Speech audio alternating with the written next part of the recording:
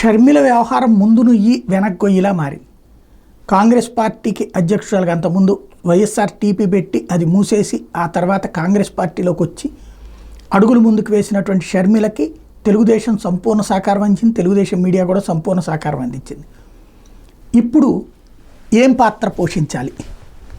సరే, రాహుల్ గాంధీని వీళ్ళని కలిసింది, ఆశీర్వాదం తీసుకుంది, పార్టీని బలోపేతం చేస్తానని. పార్టీ బలోపేతం అన్నది ప్రభుత్వం మీద పోరాటంతో సాధ్యం. గత ప్రభుత్వమైనటువంటి తన అన్నని ఎదిరించినటువంటి ధీరురాలు ధీరవనిత ఇవాళ ఏంటి పరిస్థితి? చంద్రబాబు ప్రభుత్వం మీద వెళ్తుందా? కానీ అదే చంద్రబాబు ప్రభుత్వాన్ని ఇప్పుడు రాహుల్ గాంధీ ప్రశంసిస్తూ ఉంటారు. కాంగ్రెస్ పార్టీ చంద్రబాబుతో గొడవ పెట్టుకోవడం ఇష్టం లేదు. ఎందుకంటే ఏ క్షణంలోనైనా సరే చంద్రబాబు బీజేపీతో విభేదించి తమ వైపు రావాలి ఎన్డీఏ కూటమిలోకి అనుకుంటోంది.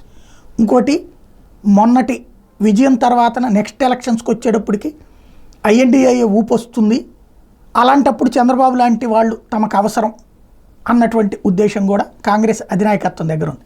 కాబట్టి తెలుగుదేశంతో గొడవలకి ఒప్పుకోదు కాంగ్రెస్ అధిష్టానం. ఇక ఏదైనా స్టేట్మెంట్ అనేది హోదా గురించి అనినో లేకపోతే కనుక విభజన చట్టం గురించి అనినో వీటికి ఇప్పుడు తెలుగుదేశం అనుకూల మీడియా కవరేజ్ ఇవ్వదు.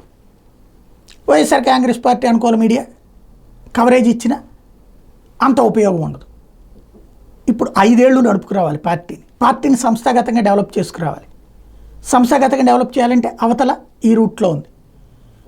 వైసీపీ వాళ్ళు ఇప్పుడు మానేసేసి ఆమె దగ్గరకు వచ్చేస్తారా అంటే ఈ ఓటింగ్ పర్సంటేజ్ చూసిన తర్వాత వచ్చే పరిస్థితి లేదు. ఒక 5% 10% వచ్చి ఉంటే కనుక వైసీపీ వాళ్ళందరూ ఎగబడి వచ్చేస్తారు. కానీ అట్లాంటి సిచ్యువేషన్ లేదు. ఇప్పుడు ఆమె భవిష్యత్తు ఏంటి, రాజకీయ భవిష్యత్తు చూడాల్సి ఉంది.